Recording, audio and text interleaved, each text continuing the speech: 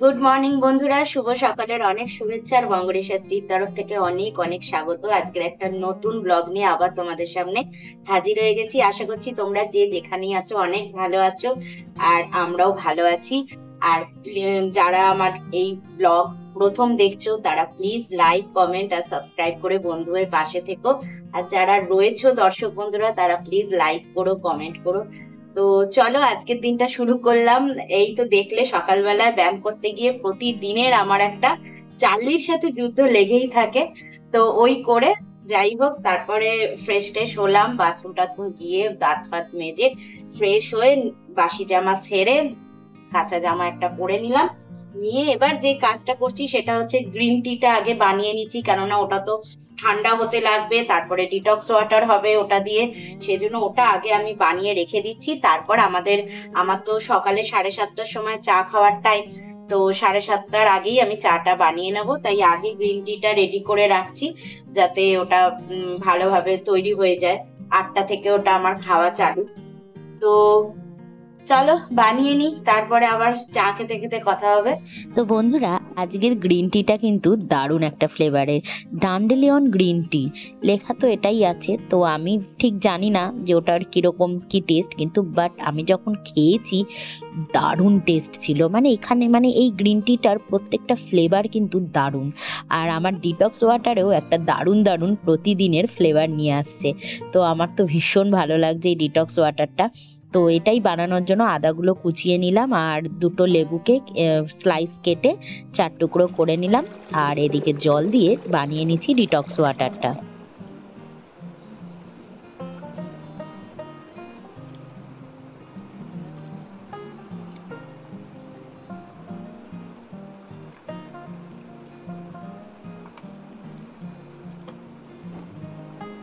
আর এদিকে বাচ্চারাও পড়তে চলে এসছে, তাই সকাল সকাল ডিটক্স ওয়াটারটা বানিয়ে নিয়ে তো ওটা রেখে দিলাম, কারণ ওটা ঘন্টাখানেক রাখতে হবে। আর এদিকে এদেরকেও পরিয়ে নিচ্ছি। তারপরে তো আবার ব্রেকফাস্ট রয়েছে, এখন তো কর্নফ্লেক্স আর টক দই খাই। তো আর পড়ানো টড়ানো হয়ে যাওয়ার পর মাঝে কিন্তু একটু সবজি টবজিগুলো সব মা কেটে দিয়েছিল আমি যতক্ষণে পড়াচ্ছিলাম। আর এদিকে আমি আর দেরি না করে যেই ওরা পড়ে চলে গেল, সম্পারও কাজ হয়ে গেল, ঝপাঝপ রান্না করতে চলে এলাম। তো আগেই পটলগুলো দেখো বেশ বড় বড় পটল, তাই একটু পটল ভাজা না খেলে তো ভালো লাগেই না, তাই হলুদ নুন মাখিয়ে পটলগুলো ভেজে নিচ্ছি।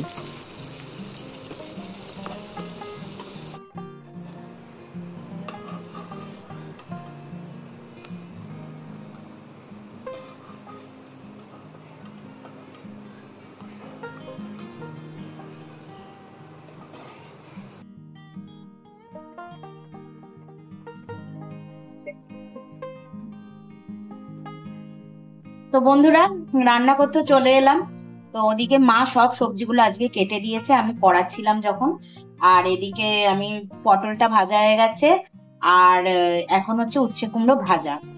আর এদিকে দেখো আজকে কি মাছ, যেখানে মা দেখো পটল আলু কেটে দিয়েছে, যেটা রাতের জন্য হবে পটল আলু চিংড়ি দিয়ে। আর এই হচ্ছে ওলকচু কেটেছি, ওলকচু দিয়ে আজকে হবে এই ট্যাংরা মাছের ঝোল।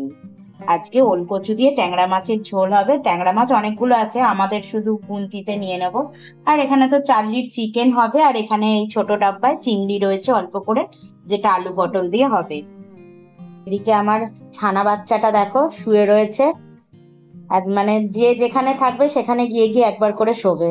এখন আমি এই রান্নাঘরে আছি, তো রান্নাঘরেই শুয়ে রয়েছে। তো চলো রান্না বান্না গুলো করে নিই, তারপর তো আবার চান টান করে পুজো টুজো দেওয়ার ব্যাপার রয়েছে। তো যতটা তাড়াতাড়ি পারছি করছি। মাও পুজো দেবে, এবার আমারও ইচ্ছা আছে একটা পুজো দিয়ে দেওয়ার, তাহলে একটু সুবিধা হয় মায়ের। যাই হোক, চলো তাড়াতাড়ি করার চেষ্টা করছি।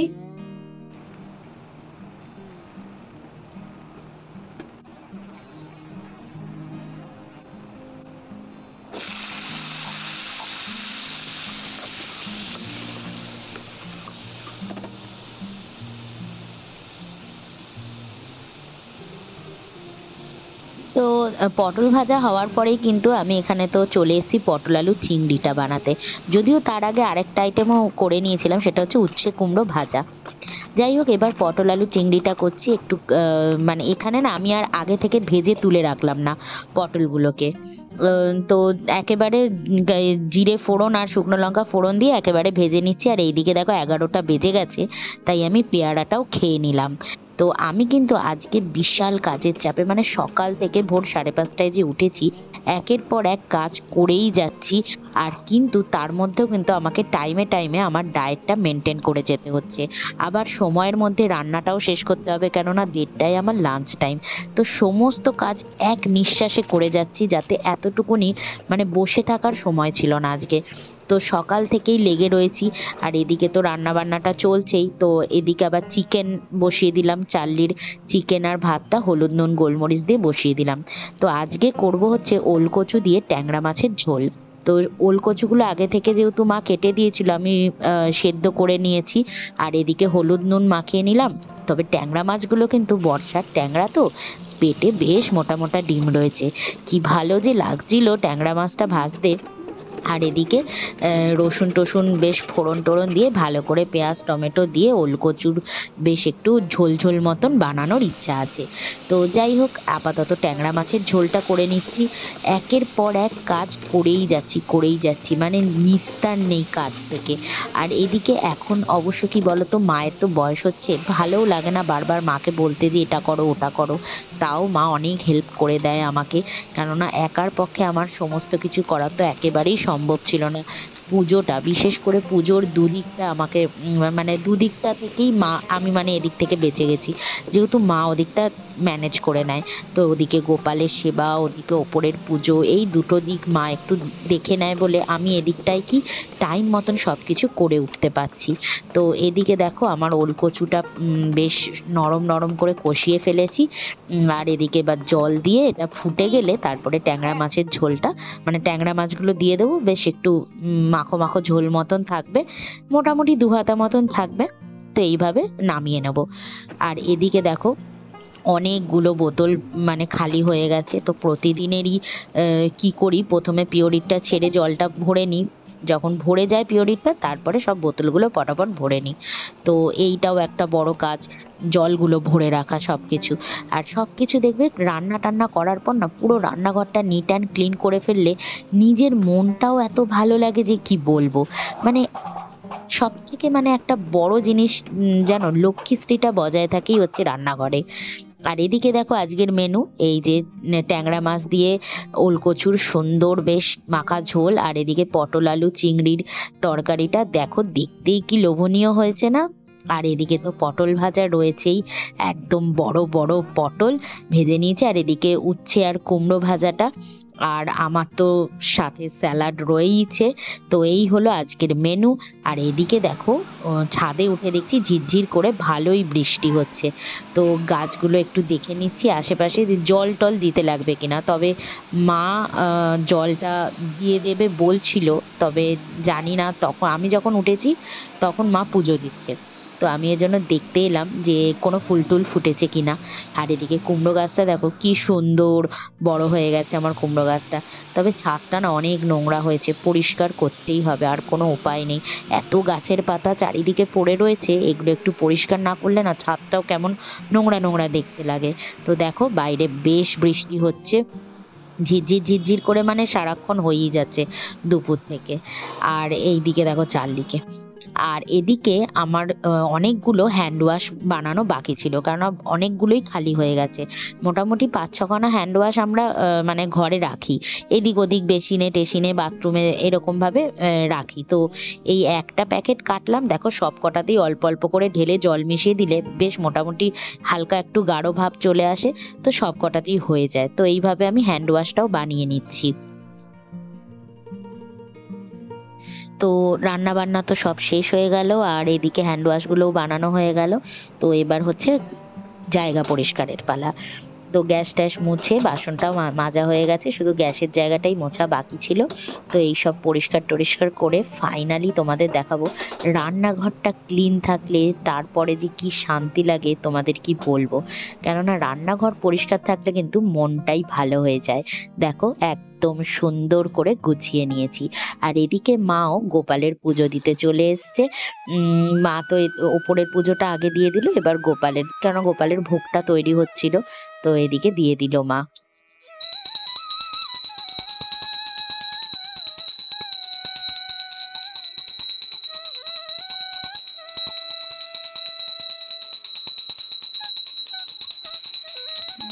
দাও না একদম।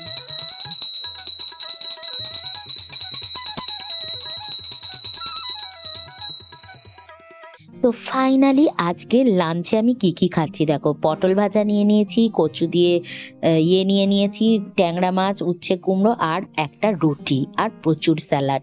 আজকের কিন্তু এটাই আমার মেনু ছিল। বন্ধুরা, এই খেয়ে দিয়ে জাস্ট উঠলাম। আজকে তো দেখলে আজকে আমার লাঞ্চে রুটি ছিল, কেননা ম্যাম আমাকে একদিন ভাত একদিন রুটি বলেছে, তো আজকে রুটি ছিল। আমার মা আমাকে বলল যে মানে মাছ আমিষের দিনগুলোতে অ্যাটলিস্ট মানে ভাতটা খেতে। এবার যেহেতু আজকে কচুর ঝোলটা ছিল সেজন্য আমার অতটা অসুবিধা হয়নি। তো এবার কি বলতো, মেন হচ্ছে যে আমার তো সপ্তাহে 3 দিন মাত্র ভেজ, এবার বাকি দিনগুলো তো আমিষ রয়েছেই। তো এবার একটু আমাকে বুঝে শুনে তরকারিটা রান্না করতে হবে, বা সাইডে একটা কোনো তরকারি রাখতে হবে যাতে রুটিটা খেতে সুবিধা হয়। তো আমার আজকে কোনো অসুবিধা হয়নি, আমি খেয়ে নিয়েছি খুব ভালোভাবে, স্যালাড ফ্যালাড সবই ছিল। যাই হোক, খাওয়া দাওয়া করে এই জাস্ট চুল টুল ছাড়লাম, কেন চান করে এসে আর মানে টাইম হয়ে গেছিল, 1:25 বেজে গেছিল, তো ঝপাঝপ আগে খেয়ে নিয়েছি। তারপরে এসে চুল টুল ছেড়ে একটু এসি টেসি ছেড়ে বসলাম। এখন বৃষ্টি হচ্ছে বাইরে, ঘর পুরো কালো হয়ে গেছে, ঝিরঝির ঝিরঝির করে বৃষ্টি হচ্ছে। বিকেলের দিকে ছাদে উঠবো, দেখবো গাছে কোন গাছগুলো শুকনো আছে। কালকে তো জল দিয়ে দিয়েছো? ও, মা জল দিয়ে দিয়েছে, তাহলে তো আর কোনো কাজ নেই। এমনি বিকেলে একটু ছাদে উঠবো, ঘুরতে নয়। আর মা বলছে তোর এই হাঁটু ব্যথা নিয়ে আর উঠতে হবে না। সত্যি আমার এই হাঁটুটা না যা সমস্যা করছে, মানে মেডিসিনটা আজকে অর্ডার দিয়েছি, আজকে আসবে মেডিসিনটা। আসলে কালকে বৃহস্পতিবার ছিল, তো বৃহস্পতিবার দিন মেডিসিনের দোকানটা বন্ধ থাকে, তো আজকে বললাম দিয়ে যেতে, আজকে দেবে। তো এই হাঁটুটা নিয়ে খুব সমস্যায় আমি পড়েছি, মানে উঠতে পারলে বসতে পারি না, উঠলে বসতে পারি না, বসে গেলে উঠতে পারি না, এই হয়। আরেকজনকে দেখ, আমার কোলে শুয়ে পড়লো, এসে শুয়ে পড়লো, বাবা আমার নতুন। যাই হোক, চলো আবার বিকেলে কথা হবে। আবার কালকে তো আছে অনেক কাজ, তার জন্য অবশ্য কালকের ব্লগটা তোমাদের দেখতে হবে। অনেক কাজ আছে, সেগুলো এখন থেকে প্ল্যান করে রাখছি। অ্যাকচুয়ালি শনি রোববারটায় কি হয়, মানে যে শনি রোববারটা আমার হাজবেন্ড আসে না, আবার শনি রোববারটায় পড়ানোও থাকে না আমার। আবার যে উইকটায় হয়তো আমার হাজবেন্ডও আসছে না, তো সেদিনকে আমরা কি করি, ঘর পরিষ্কার করার একটা মানে অনেক রকম কাজ আমরা মাথায় ভেবে নিই, যে রান্না বান্না কম করব, ঘরের কাজ বেশি হবে। তো কালকেও এরকম প্রচুর কাজ রয়েছে। তো যাই হোক, চলো এবার ভিডিওগুলো এডিট ফেডিট করে আবার আপলোড করতে হবে 3:30টার সময়। চলো তাহলে পরে কথা হবে। দেখতে দেখতে ঘড়িতে 5টা বেজে গেল। সময় যে কিভাবে হাতের পাশ দিয়ে চলে যায় বোঝাও যায় না। এই তো মনে হলো একটু রেস্ট নিচ্ছিলাম, ভিডিওটা এডিট করছিলাম, আর তারই মধ্যে সময় হয়ে গেল। যাই হোক, 5টার সময় আমার চা আর বিস্কুট খাওয়ার সময়, আর ঠিক চার্লিরও চা বিস্কুট খাওয়ার সময়। ও তো আর চা খায় না, তবে ও না আমাদের এই চা বিস্কুটের সাথে নিজেকেও ঠিক অ্যাডজাস্ট করে নিয়েছে। ও জানে সন্ধ্যাবেলার চা বিস্কুট আমরা খাচ্ছি মানেই ওকে ওর বিস্কুট দেওয়া হবে, ওর ডগ বিস্কুট আলাদাই থাকে। তো দেখো কুটুর কুটুর করে নিয়ে নিয়ে কি সুন্দর খেয়ে নিচ্ছে। আর এদিকে আমাদের এই লিকার চা আর বিস্কুট তো রয়েছে, একটা করে বিস্কুট। তো সন্ধ্যাবেলার এই হলো আমাদের স্ন্যাক্স। আর তারপরে উঠে গেলাম ছাদে। ছাদে দেখো কি বৃষ্টি হচ্ছে যে কি বলবো। বিকেল বেলায় উঠে গেলাম বন্ধুরা ছাদে, আর উঠে দেখছি ভালোই বৃষ্টি হয়ে যাচ্ছে। সারা দুপুরবেলা ধরে তো খুব জোরে জোরে মেঘ ডাকছিল, আর এখন পুরো একদম বৃষ্টি আর বৃষ্টি। গাছে তো মা দুপুরেই জল দিয়ে দিয়েছিল, তাই গাছে জল দেওয়ার আর সিন নেই। পুরো একদম আকাশ মেঘলা আর একদম বৃষ্টি হচ্ছে। তো উঠলাম ছাদে, 5:10 বাজে। তো চাটা খেয়ে, চা বিস্কুটটা খেয়ে উঠে এলাম। আর এদিকে আরেকজনকে দাঁড়াও দেখাই, দেখো ওইদিকে কাক দুটো বসে রয়েছে বৃষ্টির মধ্যে, আর আমাদের চার্লিকে দেখো, যেন মনে হচ্ছে উড়ে গিয়ে ওদেরকে তাড়িয়ে দেবে। মানে ওদের ছাদে কেন ওরা দুজন বসে রয়েছে, এটা নিয়ে ওর সমস্যা। কেরম এক দৃষ্টে পুরো বসে পড়েছে, বসে পড়ে তাকিয়ে রয়েছে, দেখেছো? এমন পাজি, মানে বসতে কাউকে দেবে না ছাদে। হ্যাঁ, বসে আছে ওরা ওরা বৃষ্টিতে ভিজে যাবে মা, থাকুক বসে, বৃষ্টিতে ভিজে যাবে তো, ওই জন্য ওরা একটু বসে আছে।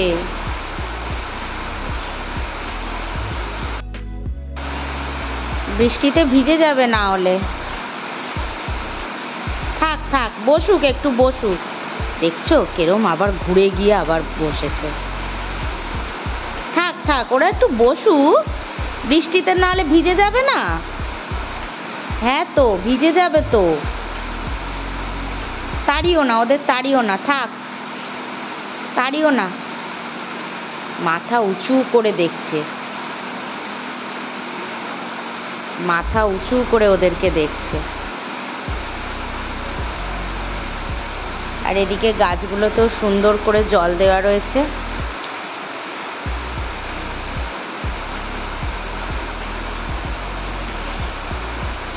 কালকে দেখো না ছাদের চারপাশটা এত নোংরা হয়েছে পাতা পড়ে, এই কালকে সকালে উঠেই সবার আগে ছাদটা ঝাড় দিতে হবে। দেখো কত পাতা পড়ে রয়েছে। তো এদিকে তো একজন তাকিয়ে রয়েছে, এই যে তাকিয়ে ছিল, আবার কি খোঁজাখুঁজি করছে। ওরা রয়েছে দুজন এখনো বসে, ওই যে দেখছো, বারবার দেখবে। যাই হোক, তো উঠলাম, উঠে একটু ঘুরতে এলাম।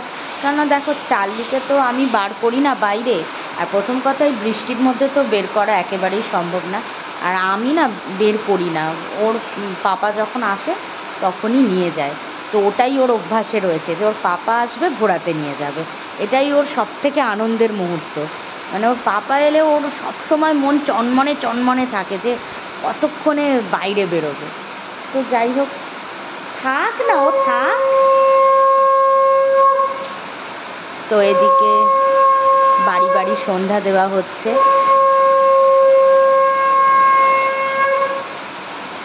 এখানে আমাদের মোটামুটি 6টার আগেই মানে সবাই সন্ধ্যা টন্ধা দিয়ে দেয়। তো আমিও উঠেছি, সন্ধ্যাই দেব, সন্ধ্যা দিয়ে একেবারে নিচে গোপালকেও সন্ধ্যা দিয়ে দেবো। তো ছাদটাও একটু ঘোরা হলো, আর চার্লিরও একটু ঘোরা হয়ে যায়, নাহলে ঘরের মধ্যে সবসময় একঘেয়ে বসে থাকে। আর ও যে ওইখানে যে ননস্টপ আটকে গেছে, ও ননস্টপ ওখানে বসে গেছে, ও আর সরবে না, এই চলছে। তো চলো সন্ধ্যা টন্ধা দিয়ে তারপরে আবার কথা হবে। তো আজকের মতন চার্লির লড়াই তো শেষ হবে না, ওদিকে কাকটা গেল উড়ে, কাকগুলো, আর চার্লি কিন্তু এখানেই বসে রইলো। যাই হোক, চলো বন্ধুরা, আজকের মতন ব্লগটা এখানেই শেষ করছি। ভালো লাগলে তোমরা প্লিজ লাইক কমেন্ট সাবস্ক্রাইব করে বন্ধু হয়ে পাশে থেকো। চলো আজকের মতন টাটা।